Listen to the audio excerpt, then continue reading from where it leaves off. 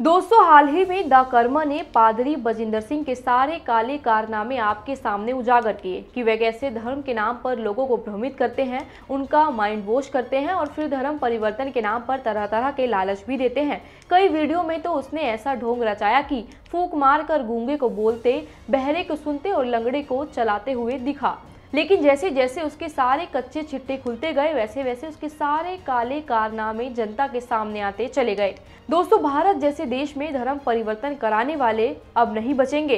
कहते हैं ना, भगवान के घर में देर है पर अंधेर नहीं। जो हमारे सनातनी भाई बहनों को बहला फुसला कर उनका धर्म परिवर्तन करवाते थे, अब उनका साम्राज्य डगमगाने लगा है। समय समय पर इस पादरी पर कई युवतियों ने यौन उत्पीड़न जैसे गंभीर आरोप भी लगाए हैं और इन्हीं में से एक मामले में अब इस पादरी को दोषी ठहराया गया है। दोस्तों, आखिर क्या है पूरा मामला, किस आरोप में इसे दोषी ठहराया गया है और उसको क्या सजा मिल सकती है? आइए इन्हीं सभी सवालों के जवाब हम इस वीडियो में आपको देते हैं। बस आप यूं ही देखते रहिए द कर्मा। दोस्तों, बजिंदर सिंह खुद को एक प्रोफेट यानी पैगंबर कहते हैं और दावा करते हैं कि उनके पास चमत्कारिक शक्तियां हैं, जैसे वे मरे हुए को जिंदा कर सकते हैं और कैंसर जैसी बीमारी को ठीक कर सकते हैं।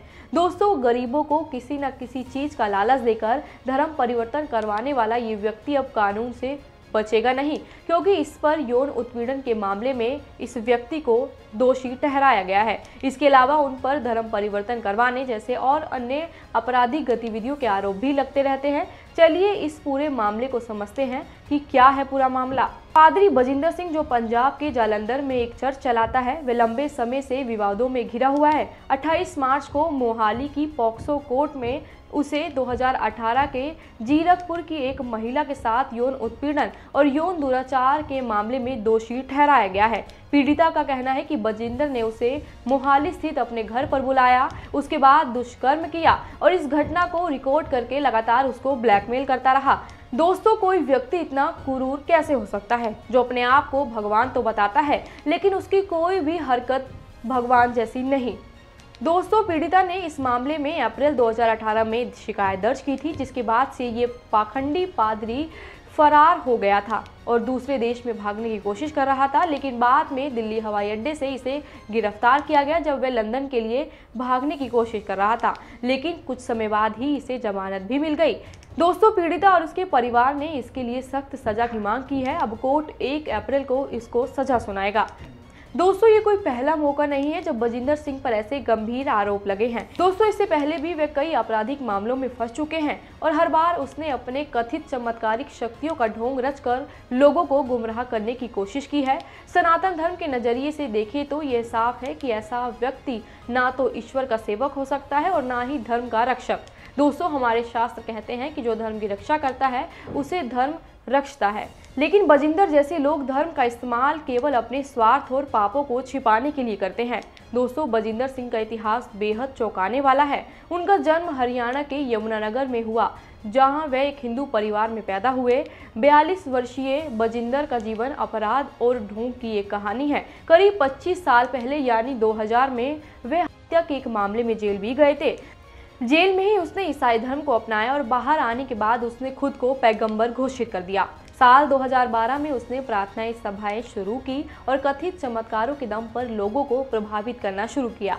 यह दावा करता है कि मेरे पास लोगों को जिंदा करने की शक्ति है और कैंसर जैसी बीमारी को ठीक करने की शक्ति भी है। लेकिन सच तो यह है कि यह सब एक नाटक था, जिसका मकसद लोगों को धर्म परिवर्तन कराना था। 2018 में इस पर रेप केस का मामला दर्ज हुआ, जैसे हम पहले ही आपको ऊपर बता चुके हैं। दोस्तों, 2018 में जीरकपुर की एक महिला ने इसके खिलाफ यौन उत्पीड़न और ब्लैकमेलिंग के मामले में शिकायत दर्ज की और यह मामला अब सजा के मुहाने पर पहुंच चुका है। इसके बाद साल 2025 में भी एक और नए यौन उत्पीड़न का मामले में यह व्यक्ति फंस गया।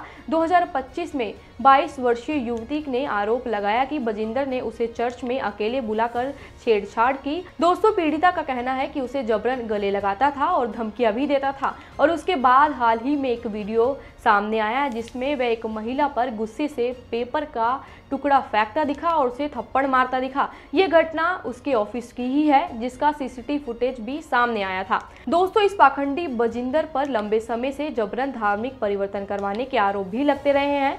कई पीड़िता ने दावा किया है कि वह लोगों को डरा धमकाकर और चमत्कारों का लालच देकर ईसाई धर्म अपनाने के लिए मजबूर करता था। दोस्तों, अभी तो बजिंदर सिंह को सिर्फ एक ही मामले में सजा होने जा रही है। ऐसे तमाम मामलों में लोग सजा का इंतजार कर रहे हैं। दोस्तों, सनातन धर्म के नजरिए से देखें तो यह सब अधर्म का प्रतीक है। हमारे वेद और पुराण सिखाते हैं कि सच्चा धर्म वही है जो मनुष्य को सत्य, करुणा और न्याय की ओर ले जाए। लेकिन बजिंदर जैसे लोग धर्म को एक हथियार बनाकर लोगों का शोषण करते हैं। बजिंदर सिंह की कहानी केवल एक व्यक्ति की नहीं, बल्कि एक बड़े खेल की है। पंजाब जैसे राज्य में जहां सनातन धर्म और सिख धर्म की गहरी जड़ें हैं, वहां धर्मांतरण का यह धंधा चिंता का विषय है। कई रिपोर्ट्स बताती हैं कि बजिंदर जैसे पादरी विदेशों से फंडिंग लेते हैं और लोगों को लुभाते हैं। उनके पास इंस्टाग्राम पर 10 लाख से ज़्यादा फॉलोअर्स हैं, जो उनके प्रभाव को दर्शाता है। लेकिन यह प्रभाव सत्य पर नहीं, बल्कि झूठ और ढोंग पर टिका था। दोस्तों, अंत में जाते जाते यह कहना मुश्किल होगा कि बजिंदर सिंह के खिलाफ कानूनी कार्रवाई सनातन धर्म के सत्य और न्याय के सिद्धांत की जीत है। दोस्तों, यह हमें याद दिलाता है कि हमें अपने धर्म और संस्कृति की रक्षा करनी चाहिए, ना कि उसे छल कपट के हवाले करना चाहिए। दोस्तों, आप क्या सोचते हैं इस खबर पर? हमें कमेंट सेक्शन में लिखकर जरूर बताएं। और हाँ, जाते जाते आप इस वीडियो को शेयर करना ना भूलें और लोगों को इसके बारे में भी बताएं। हमारा मकसद है कि आप सभी ऐसे लोगों से दूर रहें। आप हमारे चैनल द कर्मा को सब्सक्राइब करना ना भूलें और वीडियो में अंत तक बने रहने के लिए आपका बहुत बहुत धन्यवाद।